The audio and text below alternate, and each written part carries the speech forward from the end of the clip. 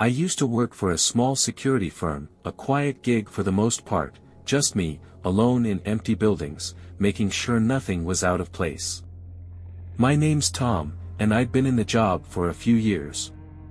It was routine, uneventful. But there's one night I'll never be able to forget. It was a cold October evening when I was assigned to watch over an abandoned hospital on the outskirts of town. The moment I pulled up, I felt uneasy. The place was falling apart, shattered windows, peeling walls, and a hollow wind that whistled through the corridors. But I needed the money, so I pushed my nerves aside and got to work. As the sun dipped below the horizon, the hospital seemed to take on a new life. Darkness seeped into every corner, and an overwhelming sense of dread settled over me. I tried to ignore it, telling myself it was just my imagination playing tricks. But deep down, I knew something was wrong with that place. I made my rounds, walking through every hallway, checking every door, making sure no one had broken in. Everything was still, almost too still. Then I reached the basement. The air was stale, thick with dust and decay.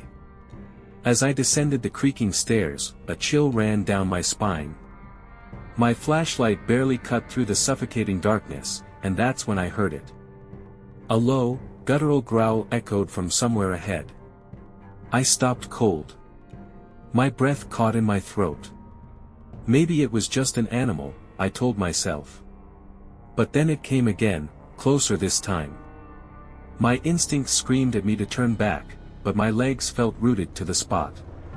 Slowly, I started backing away, my hand trembling as I aimed my flashlight into the black void. That's when I saw them, two glowing eyes, peering at me from the shadows. A wave of terror crashed over me. I turned to run, but something clamped onto my ankle, yanking me down hard. I hit the ground with a painful thud, panic surging through me. I kicked, thrashed, tried to free myself, but whatever had me wouldn't let go. It was strong, unnaturally strong, pulling me deeper into the dark. I fought with everything I had, but it was like wrestling with smoke. Just as I thought I was done for, the grip suddenly loosened. Without hesitation, I scrambled to my feet and bolted up the stairs, not stopping until I burst through the exit and into the cold night air. I stood there, chest heaving, sweat pouring down my face, staring back at the hospital. I half expected to see something emerge from the doorway, chasing after me. But there was nothing. Just the empty, crumbling building silhouetted against the sky. I didn't hesitate. I got in my car and sped away, hands shaking on the wheel. The next morning, I called my boss and quit. I told him I needed a break, but the truth was, I wasn't setting foot in another building like that again. To this day, I still have nightmares about that night. I'll be lying in bed, drifting off to sleep, when I hear it, that deep, guttural growl, curling through the darkness, reminding me that some things are better left undisturbed. Next story. A couple of years back, I found myself alone at home, relishing a rare evening of solitude. My parents had gone out for dinner, and my siblings were off at college, leaving me with the house all to myself. I had big plans, hours of binge-watching my favorite show, accompanied by an assortment of guilty pleasure snacks. I sank into the couch, remote in hand, but something about the silence felt off. The old wooden floors groaned louder than usual, and the wind outside carried an eerie, almost melodic whisper. I tried to brush it off, convincing myself it was nothing more than my imagination running wild. But as the night stretched on, the noises didn't fade, they grew. At first, it was subtle. Faint shuffling sounds, a creak in the hallway. Then, I heard distinct footsteps outside my room, followed by the unmistakable sound of someone rifling through the kitchen. My mind scrambled for rational explanations, maybe it was just the house settling. But deep down, I knew better. Something wasn't right. A knot of unease coiled in my stomach as I forced myself to investigate. My pulse pounded in my ears as I eased off the couch, every sense on high alert. When I stepped into the kitchen, I was met with an unsettling sight. Everything looked normal, the lights on, the counter spotless. And yet, something in the air felt wrong. Then, out of nowhere, a voice whispered in my ear. It was soft, raspy, and seemed to echo from every direction at once. I spun around, heart hammering, but the kitchen was empty. The whispering intensified, the words becoming clearer, urgent. Get out while you still can. Panic surged through me. I bolted for the front door, fumbling for the handle, only to find it locked. My breath hitched. I hadn't locked it. I was trapped. The whispering escalated into an almost desperate plea, wrapping around me like a cold breath against my skin. I had to act. I sprinted back to the living room, grabbing the nearest object, a heavy vase, ready to defend myself if it came to that. As I stood there, paralyzed with fear, I heard it again. Footsteps. Slow. Deliberate. Drawing closer down the hallway. I tightened my grip on the vase, bracing myself. And then, she stepped into the room. A woman, tall and gaunt, her silver hair cascading over the shoulders of a long white gown. Her hollow eyes locked onto mine, cutting through me like ice. She moved with an unnatural slowness, her presence filling the air with a bone-deep chill. Who are you? My voice wavered, but I held my ground. She didn't answer. Instead, she reached out, her fingers, cold as death, brushing against my face. A jolt of energy shot through me, and suddenly, my mind was flooded with visions. A family, laughing together in the same house. Joy, warmth, then grief. A tragedy that shattered them. The woman stood in the same spot she did now, her eyes hollow with sorrow. As the images faded, I understood. She was a spirit, tethered to this house for decades, weighed down by something she couldn't leave behind. And I knew, I had to help her find peace. Steeling myself, I reached out and took her hand. Together, we moved through the house, uncovering fragments of the past, memories long buried, secrets waiting to be unearthed. With each step, the air seemed to lighten, the oppressive weight of grief lifting. At last, we reached the front door. I turned to her, sensing that this was the moment. It was time to let go. She gave me a final, knowing look, gratitude in her sorrowful eyes, before fading into the air like mist at dawn. And then, the house was silent once more.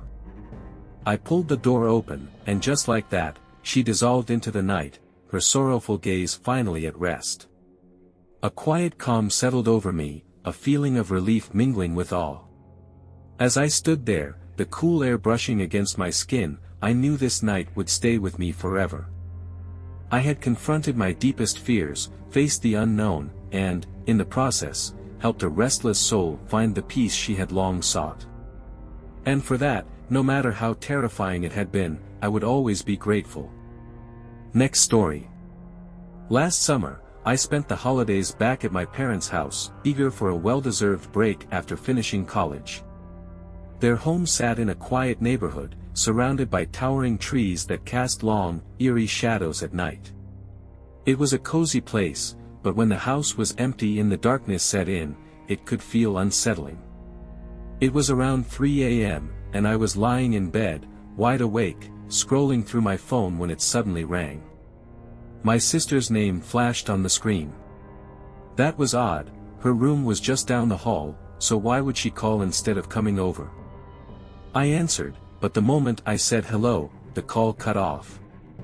Assuming she'd dialed by accident, I got up and walked toward her room. As I reached her door, a blood-curdling scream tore through the silence. My stomach dropped. I shoved the door open and rushed inside.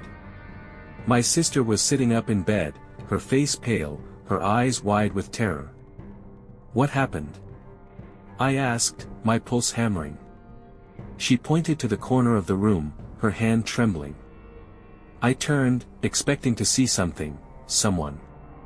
But the corner was empty. Tears streamed down her face as she explained. She had woken up to find a dark figure inches from her face, tall, menacing, suffocating. It felt like it had been draining the air from the room. I tried to reassure her, telling her it must have been a nightmare. But then she said she had called me for help. Her words sent a chill through me. "Your phone is downstairs," I reminded her. "In your purse." She froze, her confusion mirroring my own. I checked my phone, her number was right there in the call log. But when we grabbed her phone to check, nothing. No outgoing call. No record of it ever happening. We sat in the kitchen, too shaken to sleep, trying to make sense of what had just happened. But the more we talked, the less it made sense. The house was silent, yet every so often, I swore I heard faint creaks upstairs, like slow, deliberate footsteps. I told myself it was just the old wood settling, but deep down, I knew better. After that night, strange things started happening. Doors slammed on their own. Unseen footsteps echoed in the hallway. Whispers drifted through the rooms, just faint enough to question if they were real. I tried convincing myself it was my imagination, but something inside me knew the truth. One night, unable to take it anymore, I grabbed a flashlight and decided to search the house. I checked every room, every closet, every hidden corner. Nothing. But just as I was about to give up, I heard it. A whisper. Soft. Raspy. Surrounding me from every direction. "Get out while you still can." I spun around, my breath catching in my throat. But no one was there. The voice seemed to seep from the very walls, pressing against me like a living thing. I ran. I bolted to my room, threw my things into a bag. My sister saw me packing, fear flashing across her face. "We have to leave," I told her. She didn't argue. We packed quickly and left without looking back. We never returned to that house. Never spoke about that summer. But to this day, I still hear that voice in my dreams, warning me over and over again. And every time, I wake up with the same, chilling thought. We were never alone. Next story. A few years ago, I worked as a security guard at City Hall. The job was quiet, routine, until one night changed everything. One of my duties was to patrol the entire building, including the abandoned jail cells in the basement. They hadn't been used in years, but I had to check them regularly, just in case. It was only my second time patrolling alone when things started feeling wrong. I made my way downstairs, my flashlight cutting through the dim corridor. The hallway was long and narrow, barely 6 meters wide, stretching for 100 meters with rows of rusted cells on either side. The only light came from flickering bulbs overhead, casting restless shadows against the walls. I had just passed the 4th row of cells when the lights went out. Darkness swallowed the hallway in an instant. My breath hitched, and I gripped my flashlight tighter. I turned toward the light switch, my beam trembling against the walls. Then, as suddenly as they had gone out, the lights flickered back on. A sinking feeling settled in my gut, warning me to leave. But I had a job to do. I pushed forward, walking faster, checking each cell as I passed. I was about halfway down the corridor when the lights cut out again. Then came the sound. Slam. A cell door. Slam. Another. My stomach turned to ice.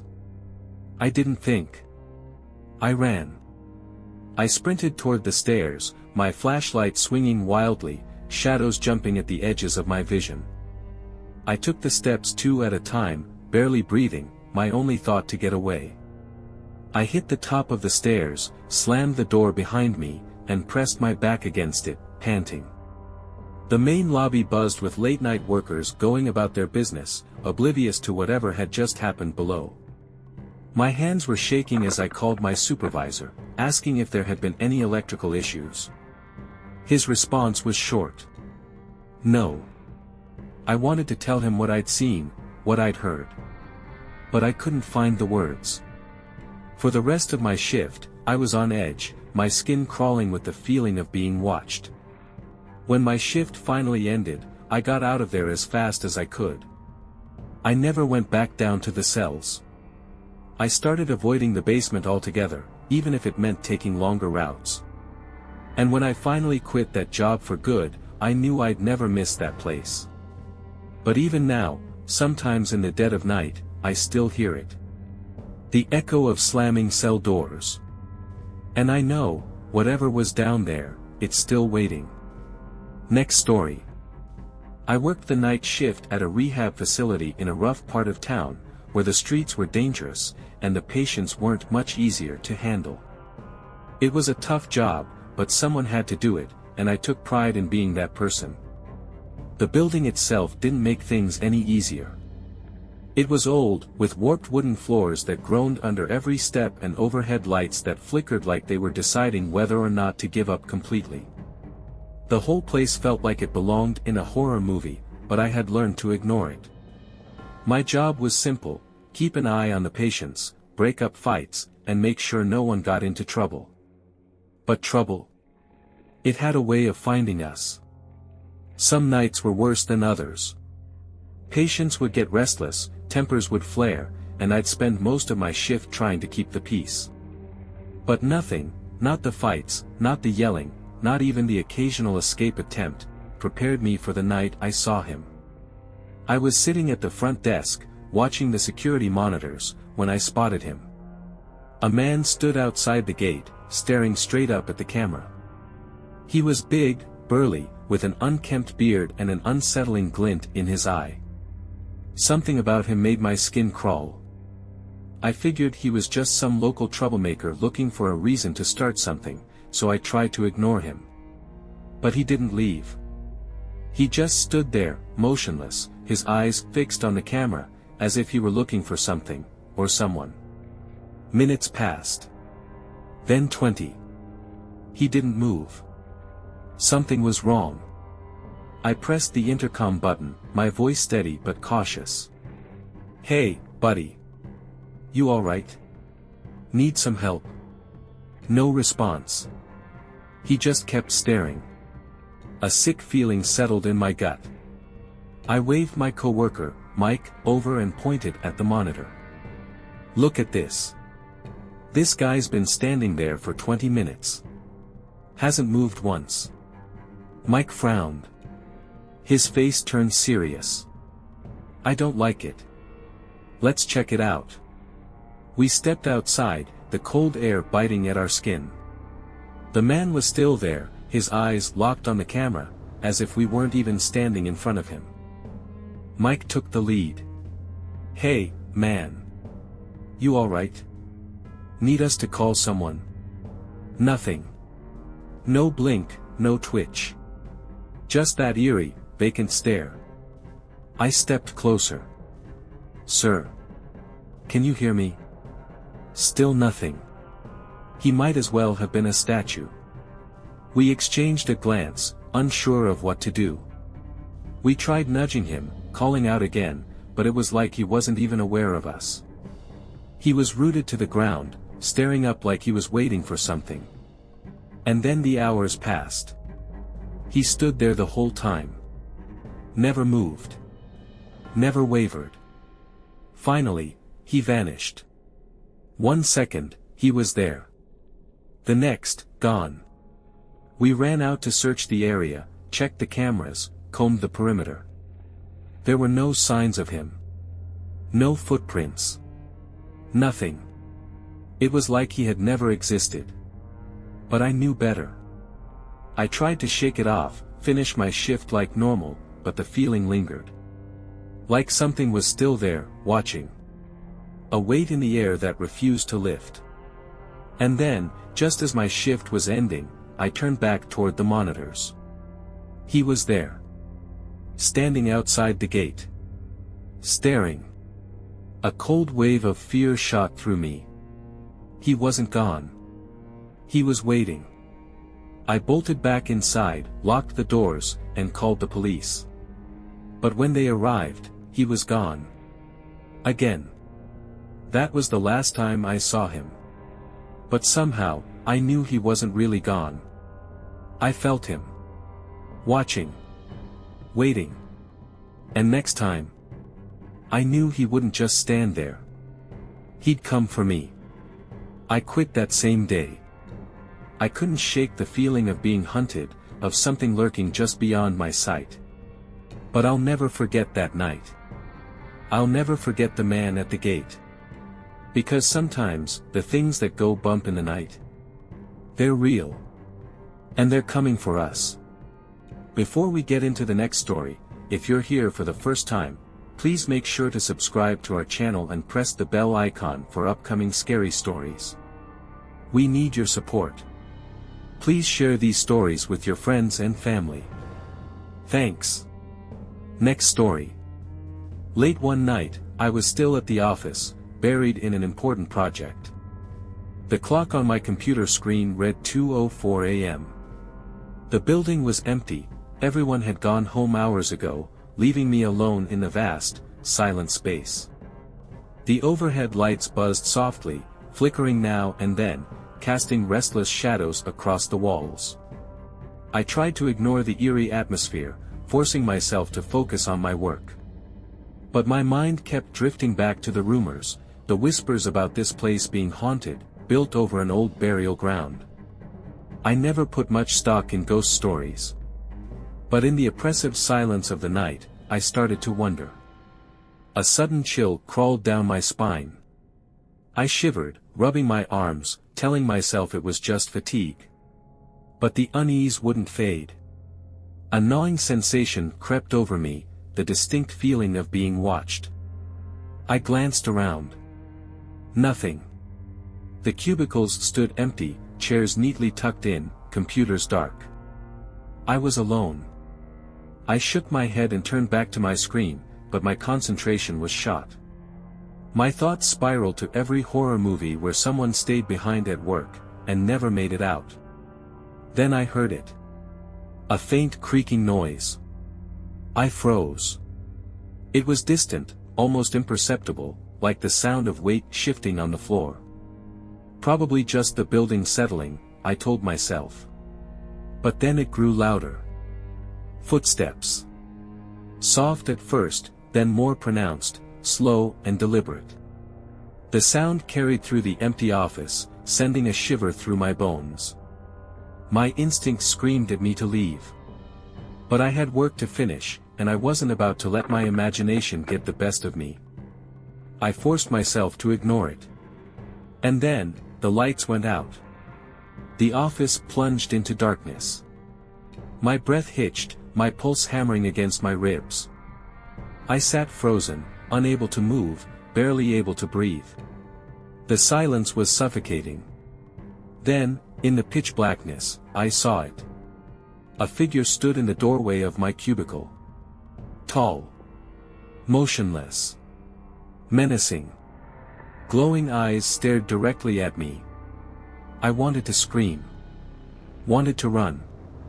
But my body refused to obey. The figure stepped closer, silent yet impossibly heavy in presence. Its shadow stretched toward me, swallowing the dim light from my computer screen. I squeezed my eyes shut, willing it to disappear. When I opened them again, it was still there. Looming. Then, it reached out. A cold, unnatural chill seeped into my skin as its presence hovered inches from me. The air felt wrong, thick and suffocating. Then, it vanished. Just like that. The lights flickered back on, buzzing softly as if nothing had happened. The office stood empty. I sat there, trembling, trying to make sense of what I'd just seen. My logical mind screamed that it had to be exhaustion, a trick of the darkness. But deep down, I knew the truth. This place was haunted. And I had just come face to face with whatever lived here. With shaking hands, I packed my things and left. As I stepped outside, the night air hit me like a lifeline. But even as I walked away, I felt it, that lingering sensation, the heavy, unseen gaze pressing against my back. I turned one last time, my eyes drawn to the office windows. I expected to see nothing. But part of me feared I'd see it staring back at me. The windows were dark. Empty. But I knew better. I never went back to that office. Never spoke a word about that night. But sometimes, even now, I wake up in the middle of the night, heart pounding, feeling watched. And I can't help but wonder if it will come for me again. Next story. In 2013, my dad and I went hunting in George Washington National Forest near Deerfield. The trip was miserable, cold, rainy, and damp enough that keeping our primers dry felt like a full-time job. The woods were eerily silent, almost too still, and after 3 days without spotting a single hunter, let alone a deer, we started to believe we were the only people on the entire eastern side of Little North Mountain. That night, as I lay in my tent, I was yanked from sleep by a scream that ripped through the silence, something unlike anything I'd ever heard before. It echoed down from the mountain, a long, drawn-out wail that sounded almost human. But not quite. I froze, eyes locked on the fabric of my tent ceiling, my mind racing through every animal it couldn't have been. Then, a second scream answered. This one was closer. The sound drifted from the washed-out trail just behind our camp, no more than 300 yards away. I turned my head toward my dad's cot, my voice barely above a whisper. "Did you hear that?" His answer was short. "Yep." A cold realization hit me. The rifles were in the truck. That was the last time we ever let them spend the night in the cab of the Tacoma, even during a miserable black powder season. The next morning, we were up before sunrise, eating oatmeal and cracking nervous jokes about Bigfoot. We were trying to laugh it off, but the tension lingered.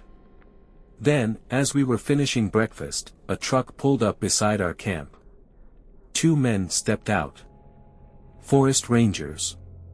Not game wardens, actual rangers, dressed in full uniform, rifles slung over their shoulders.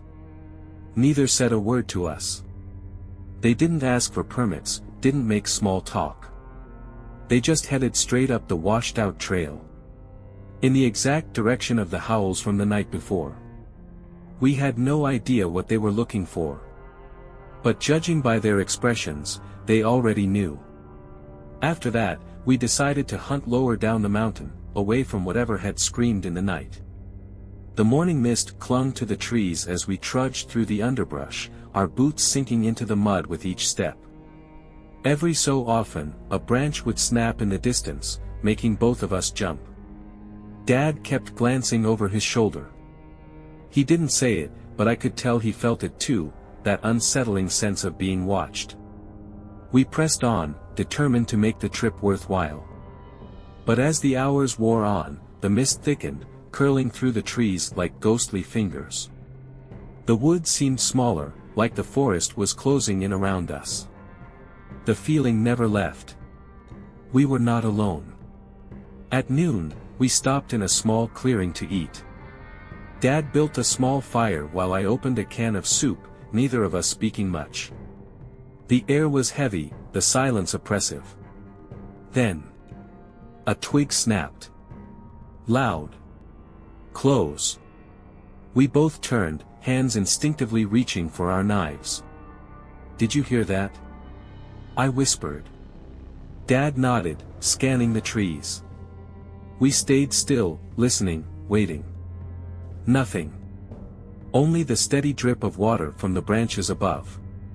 "Probably just a deer," Dad muttered. But neither of us believed that. We finished lunch quickly, packed up, and kept moving. The feeling of being watched had only grown stronger. Then, the sound returned. That howling scream. Louder this time. Closer. It came from ahead of us, right along our path. Dad stopped, gripping his rifle tight. "What the hell is that?" I whispered. He didn't answer. His eyes stayed locked on the trees, scanning, searching. Every nerve in my body screamed, "Turn back. Run. Get out." But we had to keep moving. With every step, the howling grew louder. More urgent. It wasn't just noise. It was a call. We pushed forward until we stumbled into a clearing. And there it was. Something straight out of a nightmare. 7 feet tall, covered in thick, matted fur. Its limbs were too long, its body hunched yet powerful. And its eyes. Glowing. Watching. Unblinking. It opened its mouth and let out a howl that rattled my bones. Dad raised his rifle, hands shaking, but before he could aim, it was gone. Vanished. The trees swayed as if something massive had just barreled through them. But the forest was silent. Not a single branch moved. The clearing was empty. We stood frozen, our breath fogging in the cold air. "What was that?" I finally managed to whisper. Dad's face was pale. He shook his head. "I don't know," he said. "But it's not from around here." The forest remained eerily still. No birds, no wind. Just an oppressive, suffocating quiet. Then, without another word, we turned and headed back to camp. We never spoke about what we saw that day. Never hunted that part of the forest again. But I knew. Something had been hunting us. And as we packed up to leave, I couldn't help but wonder. What else was lurking in the depths of George Washington National Forest? Waiting. Watching. For the next unsuspecting hunter. Next story. Last summer, I went hunting in the woods near my hometown in Oregon. The forest had always been my sanctuary. Every weekend, I'd escape into its depths, rifle slung over my shoulder, seeking the kind of peace only nature could offer. But one summer morning, everything changed. I set out just as the sun began to crest the horizon, its golden light filtering through the trees. The woods were alive with birdsong and the gentle rustling of leaves. It felt like the perfect day for hunting.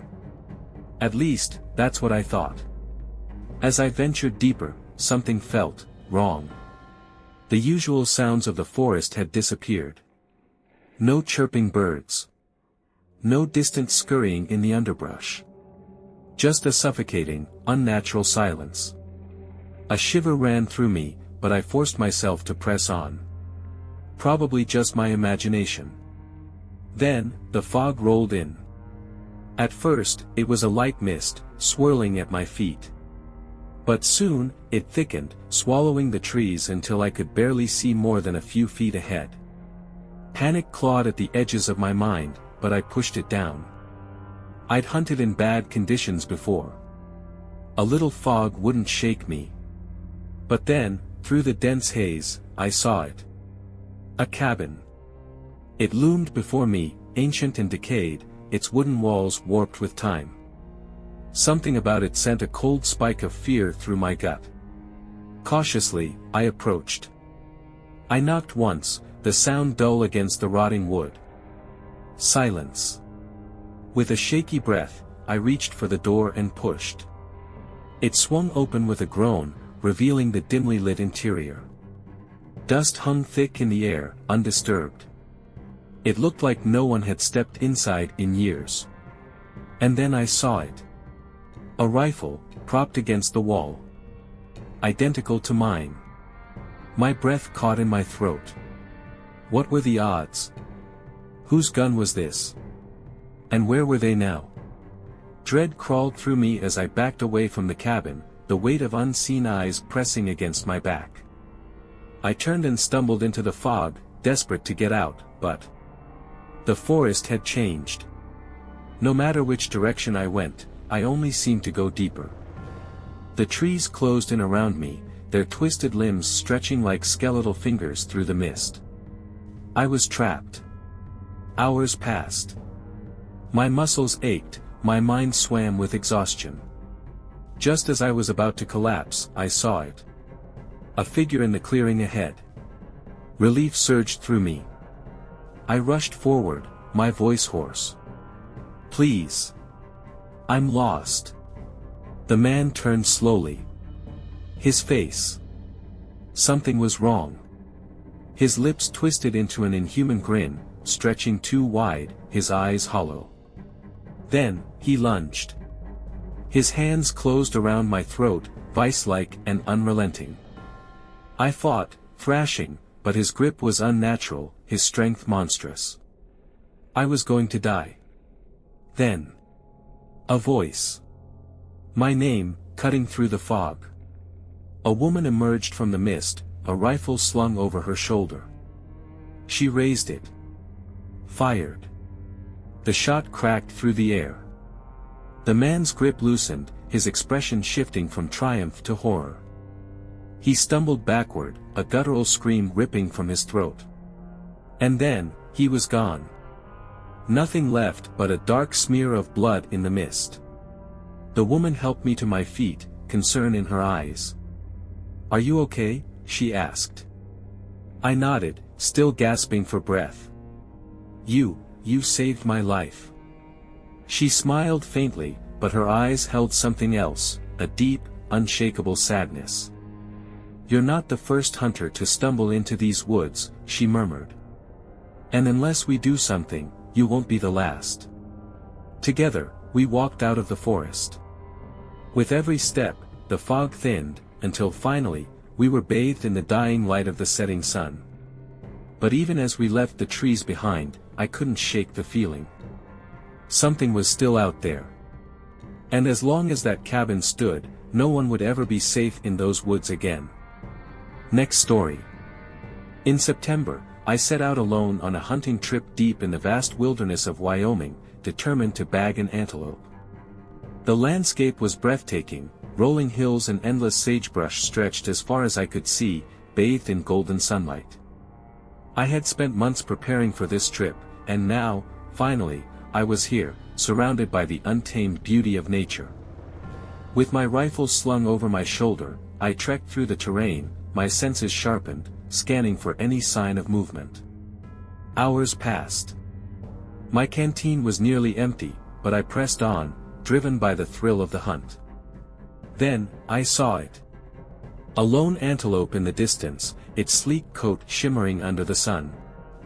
I raised my rifle, steadying my breath. One shot. The animal collapsed. A surge of excitement and pride coursed through me. I had done it.